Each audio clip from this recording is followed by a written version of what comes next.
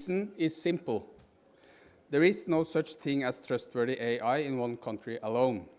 As President Macron said at this summit yesterday, the old world says you compete or you lose. The new world says you connect and collaborate or you fall behind. In today's geopolitical landscape, this is not a slogan, it is a structural reality. Major powers are competing for technological dominance. Supply chains are weaponized. Export controls shape alliances. Private technology companies exercise geopolitical influence. Technology is no longer just innovation policy, it is foreign policy. It is security policy, and increasingly, it is trust policy. From a geopolitical perspective, three dynamics matter for trustworthy AI. First, technology, structure, power. AI systems shape decision-making, information flows, military capabilities, and economic competitiveness. The actors who design foundational models, control cloud infrastructure, or dominate semiconductor production shape the rules of the game. When technology structures power, it also structures trust. If AI systems are developed within fragmented geopolitical blocks, trust becomes segmented. If standards diverge, interoperability declines. If governance frameworks conflict, legitimacy erodes. Trustworthy AI cannot emerge from technological fragmentation alone. And second, AI supply chains are global, but control is concentrated. Advanced chips are produced in very few places. Foundation models are trained by a handful of companies. Critical minerals are geographically concentrated, and this creates strategic dependencies. And dependencies create vulnerability, not only economic vulnerability, but trust vulnerabilities. If access to compute models or infrastructure can be restricted overnight due to geopolitical tensions, then trust in AI systems become fragile. Resilience and trust therefore require cooperation across supply chains, across jurisdictions, and across political systems. And third, AI affects democracy and societal stability across borders. Digital platforms shape public discourse. AI influences elections, information flows, and political mobilization. We have already seen that elections do not need to be hacked to be destabilized. Tempo, amplification, and algorithmic visibility are enough. These systems operate across jurisdictions. Regulation is national. Impact is global. If we want trustworthy AI in democratic societies, we cannot regulate in isolation. So, what does this mean? Trustworthy AI is not only about model alignment or technical robustness. It rests on three layers of trust. First, technical trust, that systems are safe, reliable, and explainable. Second, institutional trust, that governance frameworks are legitimate and accountable. Third, geopolitical trust, that states cooperate rather than weaponize interdependence. And without the third, the first two will not hold. And this is where international cooperation becomes decisive. We need cooperation on standards and interoperability, transparency mechanisms across borders, agreements on dual-use AI in military contexts, safeguards against the weaponization of supply chains, inclusion of developing countries to avoid a widening AI divide. And because AI development becomes a zero-sum geopolitical contest, if AI development becomes a zero-sum geopolitical contest, trust will collapse into blocks. And fragmented trust is not trustworthy AI. So let me conclude with a simple observation. Trustworthy AI ultimately depends on whether we treat technological interdependence as a vulnerability to weaponize or as a foundation for cooperation and collaboration. So thank you very much for listening to me, and I will now introduce the next speaker, which is Heather Bromfeld, who is the Director General at the Norwegian Digitalization Agency.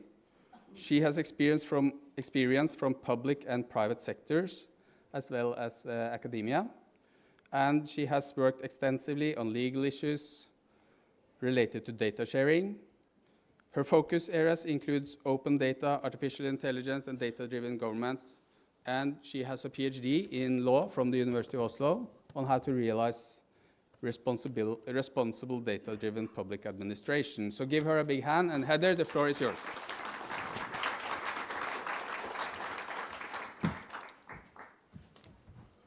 Thank you very much, Niels. So I'm going to outline a framework for trustworthy artificial intelligence in the public sector that we use in Norway. Now, I just want to preface this. It's not a formal framework or an official framework that we have, but it's very much the elements that we use for trustworthy AI in the public sector. So we see a huge opportunity in Norway for the use of AI in the public sector, both to deliver better and more timely and indeed more context-aware services, while also creating the efficiencies we so urgently need. And these aren't just Norway is certainly not unique here in needing to create efficiencies with the public sector. But at the same time, we're hugely aware of the challenges that artificial intelligence brings. We're walking this tightrope here, and I'll just show you kind of on the slide here as well. We're kind of walking a tightrope here of trying to get a balance for how do we harness this really powerful technology while at the same time ensuring that it remains trustworthy. Because losing trust in the Norwegian public administration is quite frankly just simply not an option. Trust has been hard earned over very many generations, and it must be renewed every single day. So we also don't claim to have all the answers. I'm not going to stand up here and tell you all that we have this all solved in Norway. I don't think anyone would believe me. But we're building on very strong foundations, and we're putting new building blocks in place, systematically and deliberately, to enable innovation without compromising trust, that balancing act that we're all trying to achieve. So one example here is the establishment of our government AI unit in the Digitalization Agency of Norway, which I'm currently leading the establishment of. It's designed to accelerate innovative and responsible AI development and use. So I'm just going to outline the 6 core elements of our framework, and you'll see them here behind me as well. So first is legitimate and trusted institutions. Norway benefits from high institutional trust, and safeguarding these institutions is just simply non-negotiable. We cannot lose trust in these institutions. They must be safeguarded. Second is shared public values. In the public sector, AI must reflect our fundamental values: equality, fairness, accountability. We openly acknowledge risks like bias and power asymmetries, and trust requires confronting these risks. We don't ignore them. Third, then, is robust governance. Guardrails must be in place if AI is to strengthen rather than undermine trust. So we combine extensive national legislation governing public services, decades-old legislation, together with European regulation, including the forthcoming transposition of the Artificial Intelligence Act in Europe. And we do complementary soft law mechanisms as well, such as, of course, standards and guidelines. And as our minister, who will join the panel quite soon, will likely elaborate upon, we also, our safeguarding children online is also very high on the governance agenda in Norway. Fourth, then, is high quality public data. As Niels mentioned there, it's very close to my heart. And AI is only as trustworthy as the data it relies upon. For decades now, Norway has collected high quality public sector data, both to build and support our welfare state.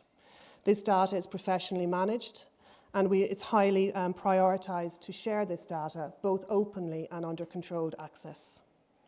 Public data is not merely a technical asset, but is also a societal one. Fifth, then, is a well-informed and highly digitalised population. Norwegians are digitally mature, exactly as the population here in India. And there are very high expectations for transparency, explainability, and fairness. Sixth, then, is targeted research. AI presents very complex and often unpredictable risks, as we are all aware of. Addressing them requires deep multidisciplinary expertise. Close engagement with research is therefore essential, and Norway is investing heavily in public sector artificial intelligence research. One great example of this is the Trust Research Centre, which has organised this session, and we are all members here, so the Norwegian Digitalisation Agency is a core partner here, along with many other public and private sector bodies, so it's very much research, public and private sector. So to conclude, our framework is a balancing act, and we tried to depict this on the diagram here behind me. Each element is dependent upon the other, so there's an interdependency here. If one fails, the whole structure fails. We do not claim to have solved every challenge.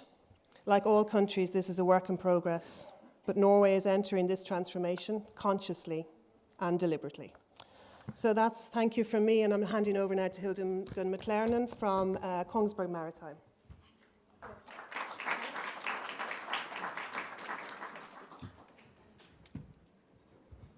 Yeah.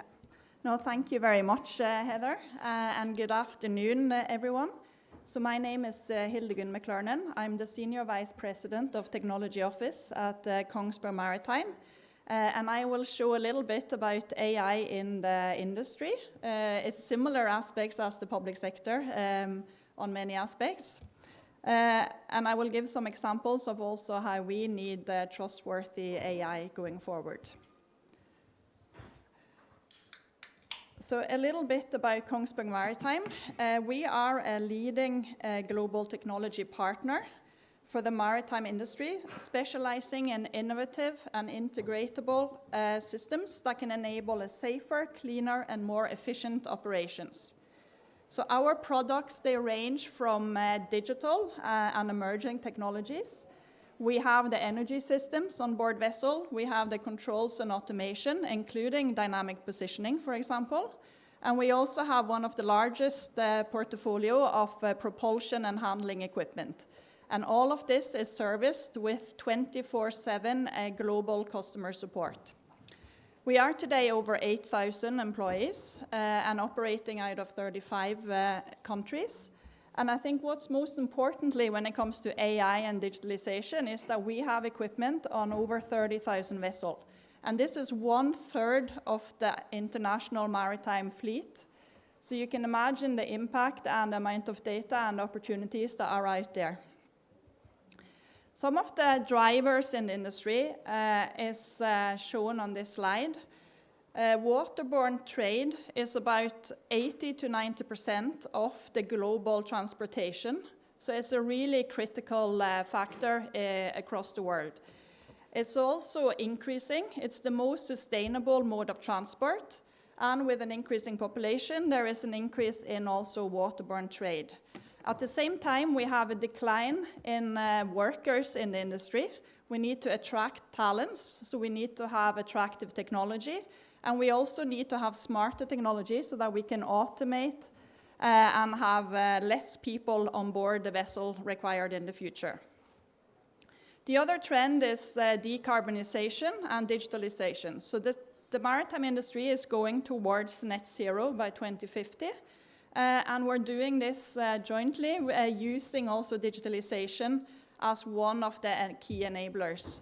Using the insights that we have from data to integrate solutions is really helping us to also have smarter integratable solutions that can decarbonize better. And then with the increase of digitalization, it's also the increase of security threat and the focus on safety and cybersecurity in particular. There is an increase in regulations, and we see because we are a global industry, the regulations can be quite diverse, coming from different parts of the world, and it can be complex to operate in a safe and secure manner. But this is one of the key drivers also on new technology, and we need to stay ahead and make sure that we have safe and secure operations. So what do we think that the future looks like? So we believe that in the future, all vessels will be connected. and this is really shaping the next frontier of digital integration. This is changing the way that we're operating, so we will have to be continuously updating our solutions. The vessels are built today to last for at least 25 years, but the technology is evolving very fast. So setting up the correct infrastructure and also having the support from land is very key. And this can provide a lot of new solutions going forward. We will do remote support, so you don't need to send a service engineer out on the vessel to do upgrades as we are doing today, but we will have more continuous and preventive maintenance and over-the-air upgrades. We can also integrate a lot more from what's happening on the vessel, what's happening on the port, and what's happening in the broader logistic chain. So the value chain integration, optimizing the vessel performance and even the fleet operation will be possible in the future. And then we're seeing the shift. Already we have some remote and autonomous vessels operating. It's really exciting technology, and we believe this will really optimize how the whole industry goes forward. With the increase on waterborne trade, the lack of workers and the attractiveness, I think having autonomous vessel and having remote support is really changing. So this is how we see the industry is going, and I think AI is really a key enabler in many of these aspects. And here is one example. We have a lot of focus on hydrodynamic. How can we have competitive and the best equipment out there? And we do a lot of developments and research over the years on hydrodynamic. Every hull and propeller are unique. And then from the design, we can also then monitor and collect data in operation. So when we collect that data, real-time information on how the propeller is performing, we can also then apply AI and learn from the patterns. And we can optimize when it comes to underwater radiated noise, which will affect our biodiversity, for example. We can have more efficient operation. We can have faster acceleration on ferries, for example. And it can give many benefits, like also preventing and measuring wear and tear on the propeller, and we can avoid that we will have failures in operation. So this is just one example on what type of value will this type of data that we will gather create. So that's, we can apply AI, and we are doing it today. We're doing a lot of research, but what we see is very key is we need to have the human interaction, and we need to ensure that humans accept and trust the solutions that we have. So bridging the gap between human expectation and the AI output, it's really key to us. And that's why we are doing a lot of research into AI. How can we make sure that we have robust and sound and secure solutions, and that they operate in the expected way. So one of the centers that we have joined is the AI Research Center, the Norwegian Center for Trustworthy AI, that is led by Professor Martin Dahlen from University of Oslo, and I'll hand it now over to him. Thank you.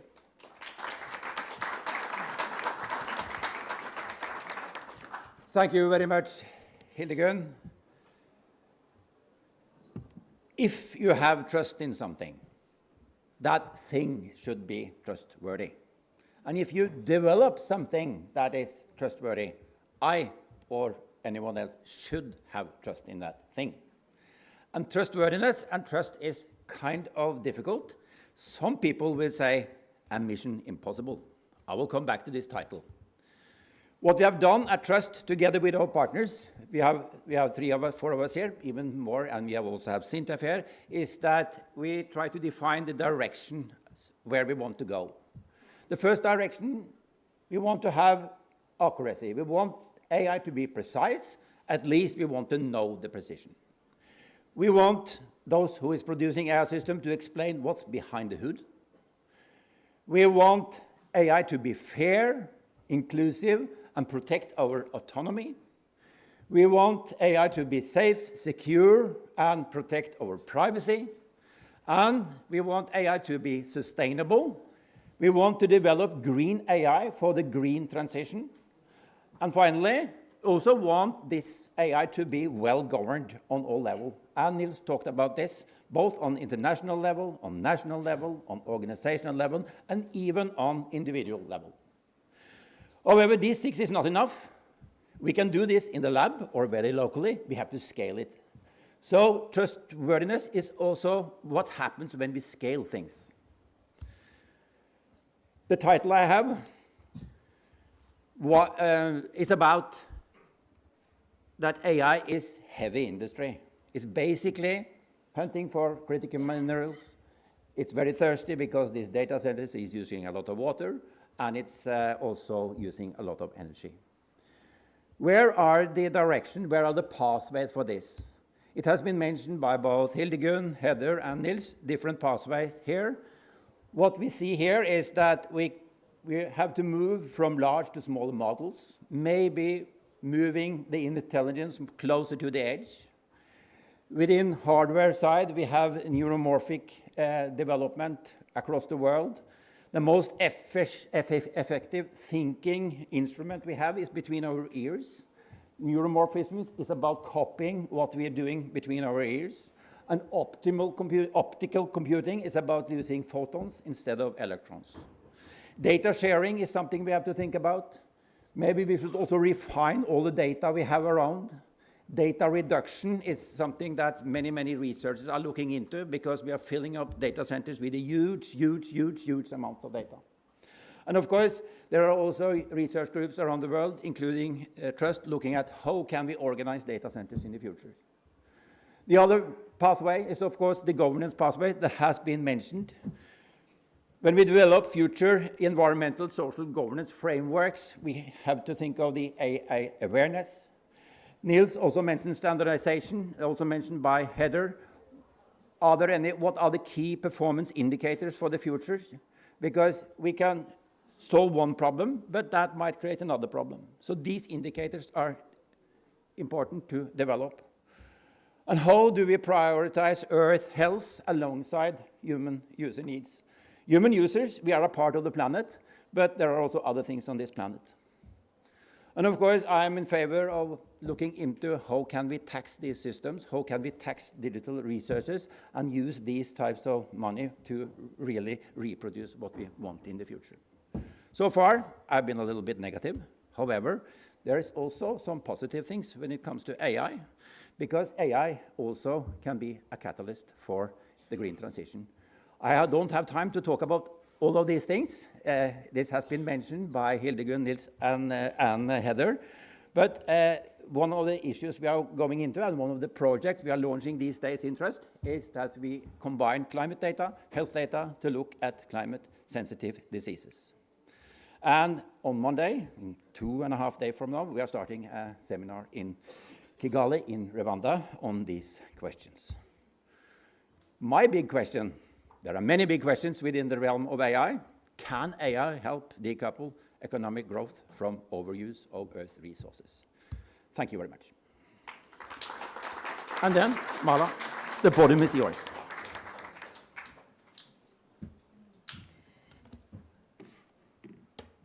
Thank you, Morten, and thank you to all our speakers. Norway may be a small country, but we have always had a global outlook. From the Viking voyages to the polar expeditions and to modern maritime innovation. Today, as you know, we are entering a new era of exploration, artificial intelligence. So let us once again turn to the central question of this session.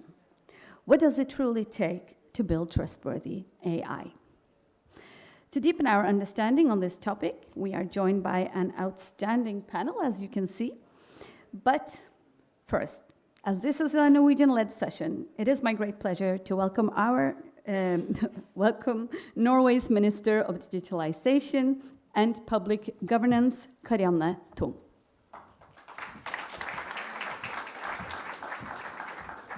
Excellencies, ladies and gentlemen, thank you everyone for being here. Also, dear co-panelists, thank you for joining us here today. And thank you to Trust and their partners for and I would say particularly the Norwegian Digitalization Agency for putting together today's program for raising this important issue related to the responsible and trustworthy use of artificial intelligence. As we all know, and I think we see it already, artificial intelligence will play a decisive role in shaping future innovation, future growth, and also future competitiveness. And importantly, and I think this is the best sentence of today, so listen very carefully, I think artificial intelligence can help create a better world by reducing inequality, improving health and safety, supporting green transition, and promoting creativity and education. However, to realize this potential, AI must be safe, it must be trustworthy, and it must be secure. It is a priority for the Norwegian government to establish sound and reliable frameworks for all development and use in this era. In Norway, the government is taking action. We are in the process of implementing the EU AI Act into Norwegian law, and we are also ensuring that Norwegian actors have access to high-performance computing and data storage capacity. And also, we are developing national foundation and language models that everyone can use free of charge. At the same time, we are establishing something we in Norwegian called KI Norge. It's directly translated to AI Norway, even that might not be the official title yet. We are working on that one. But I really believe that this establishment of AI Norway will strengthen national guidance on responsible use of AI. And if there is one thing I hear from business leaders or if it's the public sector, they are uncertain. So establishing this good body of guidance will be really important to make sure that we adopt and implement and use AI in a proper way. We are also investing in knowledge. That's why we are here. That's why we're here at Trust. Norway has allocated more than 1 billion Norwegian kroners, that is about $100 million, to 6 research centers on artificial intelligence, and Trust is, of course, one of them. At the same time, and crucial for success, Norway must cooperate with like-minded countries. We are already participate actively and exert influence through the UN, the OECD, GPI, and the Hiroshima process, which was the first global framework on responsible artificial intelligence. Because we must learn from each other, simply but hard enough. We must continue to build and share knowledge about the implication of the technology. Together, we must develop technologies and governance models that build trust in public authorities, in public and private services, and that support democratic values and foster trust in society. Together, I believe we must contribute to, and not least ensure, the practical implementation of an international frameworks for responsible AI. So I'm really happy for this opportunity to get together and discuss from our different perspective. And also I am really happy and impressed by being here in India and Norway as an EFTA country as well.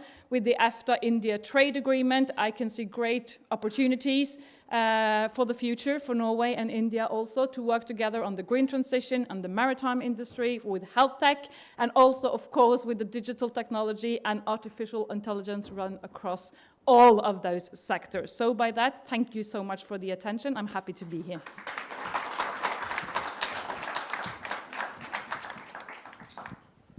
Thank you so much, Minister. Now we're moving over to the panel discussion, as promised, to bring some more global perspectives to this session.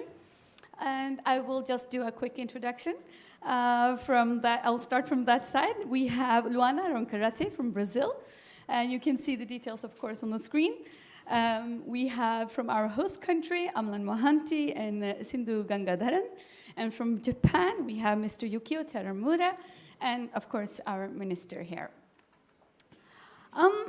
I have challenged you all for a quick lightning round. And since our minister, you're going to leave us a little bit earlier, I heard.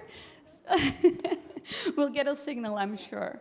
From where you sit, what does trustworthy AI mean to you? So that's supposed to be short but sweet. I can be really short. It means that you should trust the technology and then trust society, trust businesses, trust politicians, trust authorities, trust your friends. Sounds good. Yeah. Mr. Teramura? Okay, trustworthy AI is fundamental to the AI governance policy of the Japanese government. And Japan is committed to the balancing and the promotion of innovation with risk management.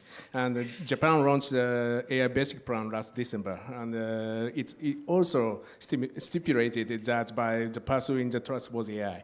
And Japan aims to become the most AI-friendly country in the world. Wonderful. And we will hear more about that AI plan later on. Yes, then we'll move on. Oh, don't have a microphone? Oh, sorry. We have to share these.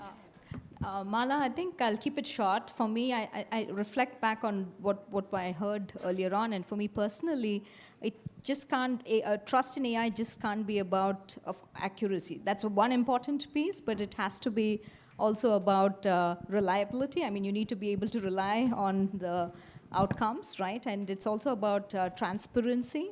Very important is fairness. And finally, I think it's also about accountability, having somebody who is like, okay, that's the decision the algorithm took, but still I stand by that decision, right? So these are 5 important aspects for me. Very important. And then, yes, we have to share these microphones. No problem at all. 2 things for me. To trust something, I need to understand how it works. And 2 is I want agency, so I want choice in the matter. In case I don't trust something, I want to have an option. So that's the 2 things. Thank you. Well, thank you for the question. In my point of view, I think to be trustworthy, it needs to be inclusive, sustainable, and also respects human rights and national jurisdictions. Sounds very good. To reflect a bit on the values concerning us all, yesterday Prime Minister Modi spoke about the importance of protecting children and young people from the risks of AI. And you've also been, Minister, very clear that safeguarding children online is a priority for you and for Norway. Could you shed some light on what are you doing to protect Norwegian children and youth? Yeah.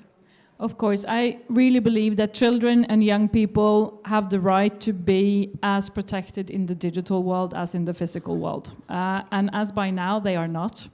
When we leave our children at schools or they play with friends, there's always adults there looking after them, like looking over. In the digital world, no one is there to take care of them.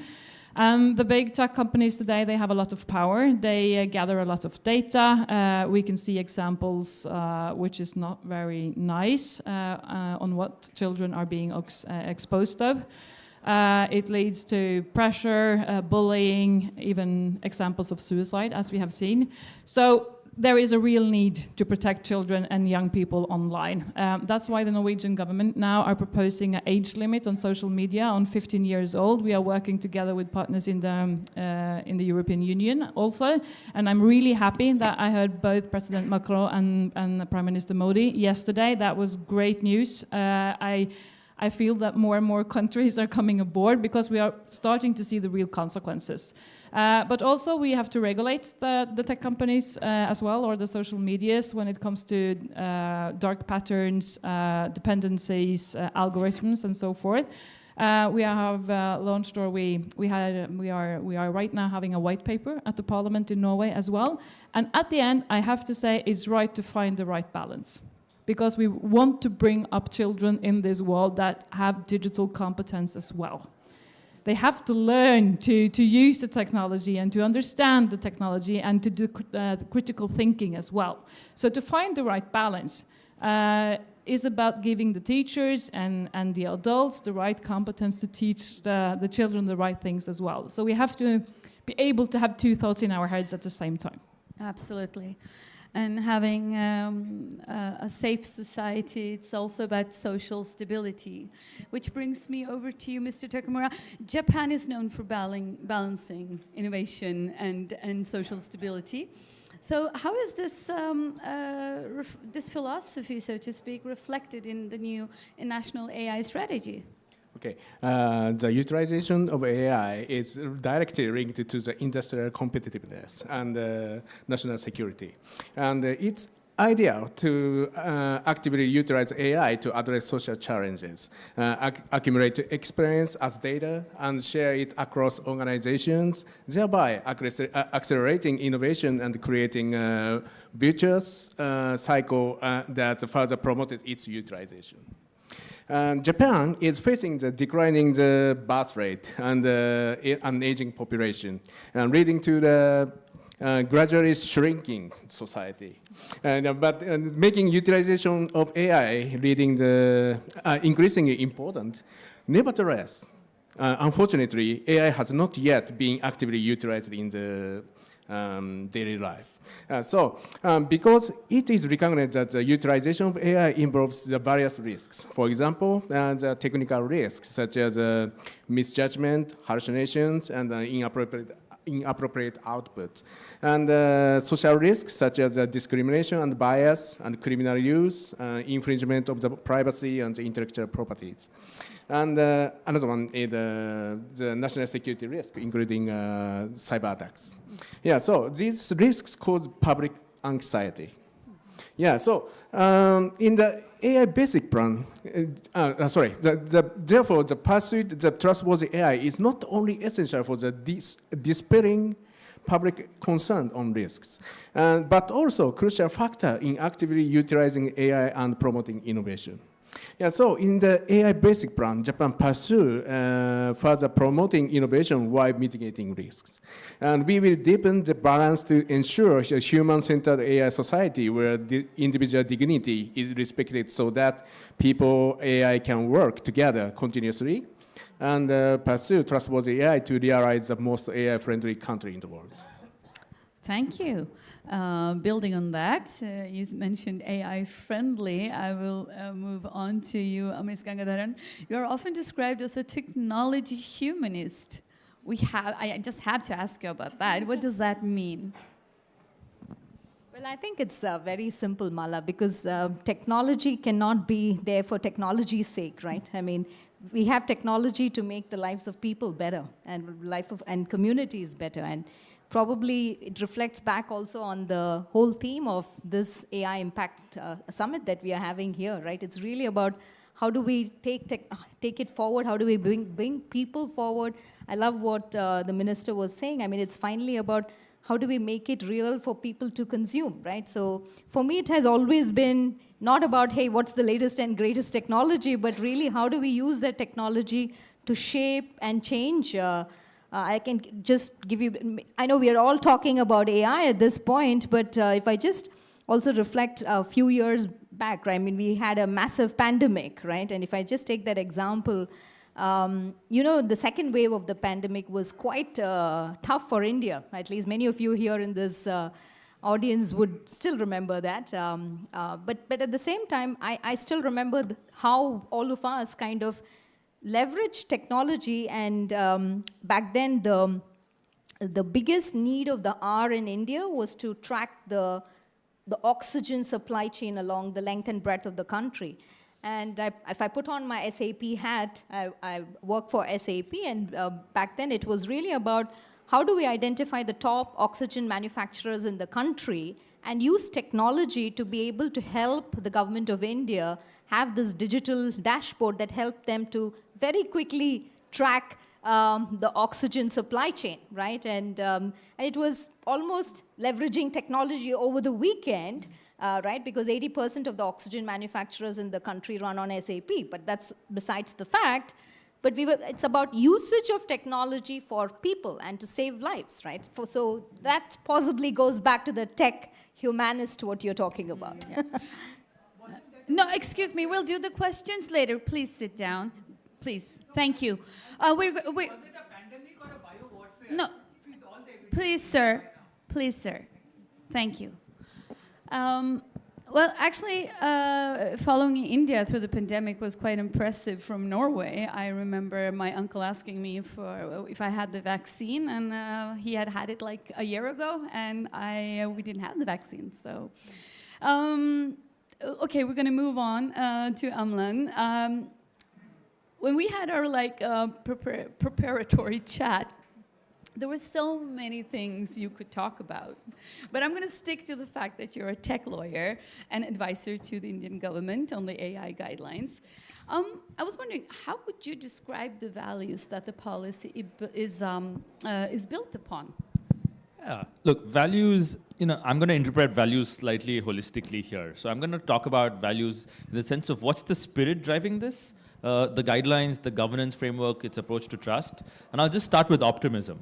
I think India, and you could hear this in Prime Minister Modi's speech yesterday, it's driven by a sense of optimism. And so even when we're talking about governance, it's an expansive view of governance. It's not about containment, it's not about regulation or risk mitigation only. It's also about driving adoption and the importance of capacity building, all of the things that the Minister said early on, right? So I think that's the largest spirit in which we're talking about it.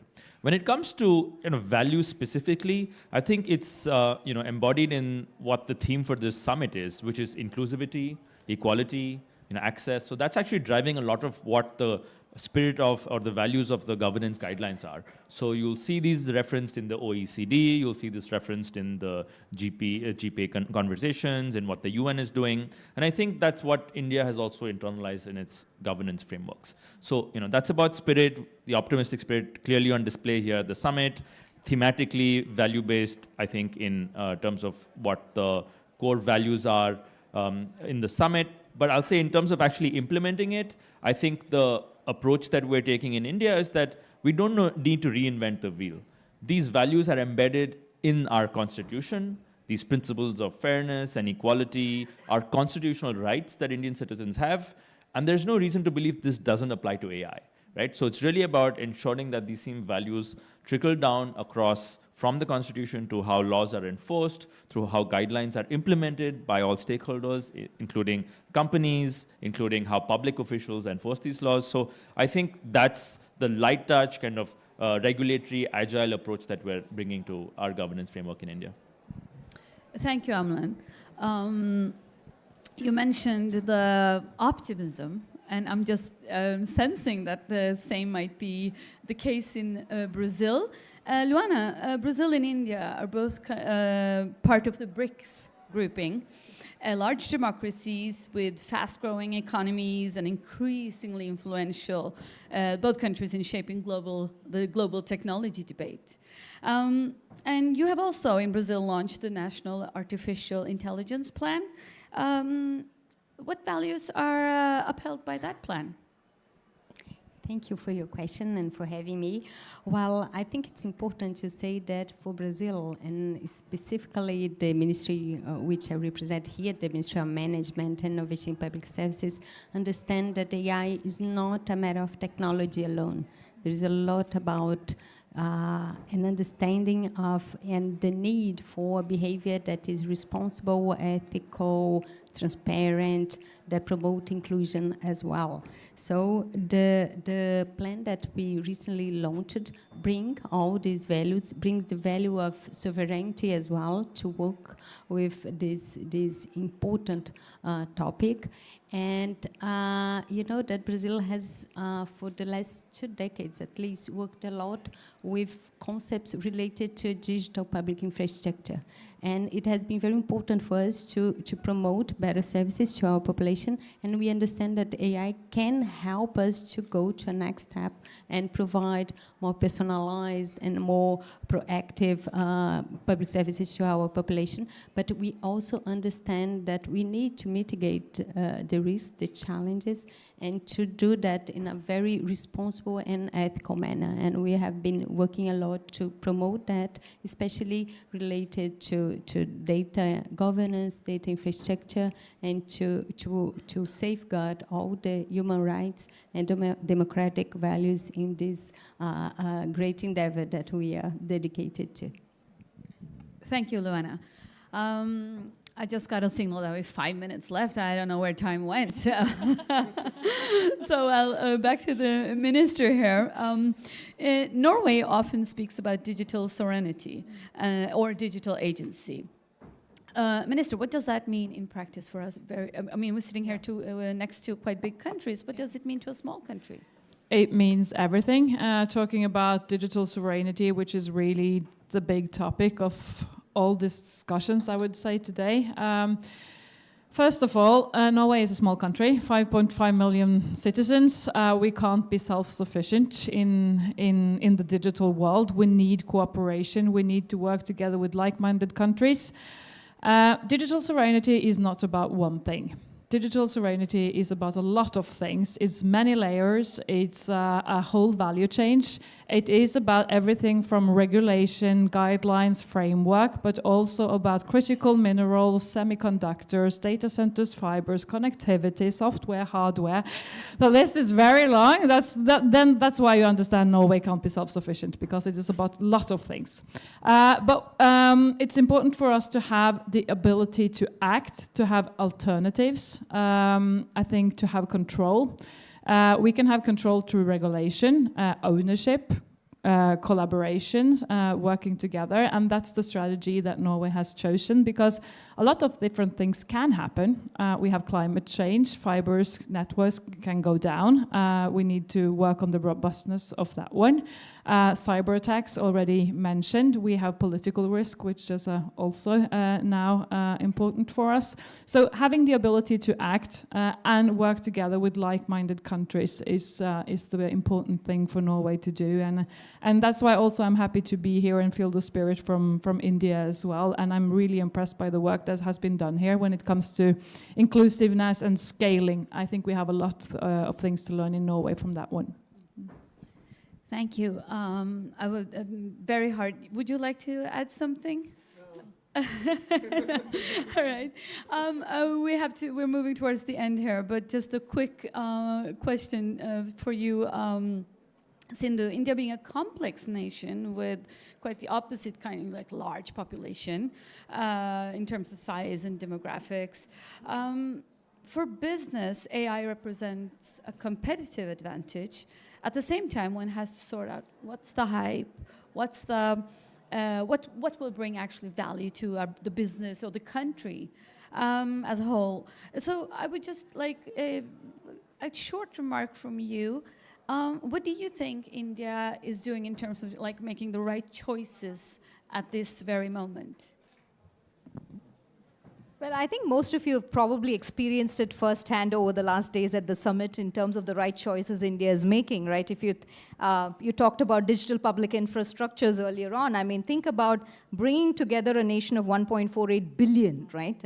So we've done that, right? And leveraging the power of technology. And that is a little bit of the foundational work also when we talk about AI. How are we bringing in AI to solve the needs of the country, right? Bringing it into education, into healthcare, into agriculture, right? All of these very pertinent needs of the hour is what we are focusing on, and making it inclusive, right? For the people, for the various states, and according to across the length and breadth. So that's a little bit, and at the same time, what you're also seeing from a tech perspective, Mala, for all the business community here in the room, we have a phenomenal tech ecosystem at play, a consumption ecosystem at play. So the market is phenomenally growing. We're talking about a 7.5% GDP growth, and poised to become the third largest economy in the world very soon. So in that sense, the time is right. So I can only say we are all about partnerships. It's all about inclusion, and we want to leverage tech for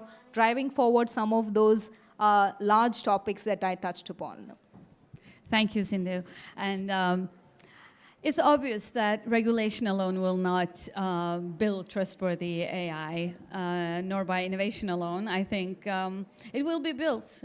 From this summit, that's what I gather, that it will be built in the intersection of values, maybe power, and also perspectives that you've shared today.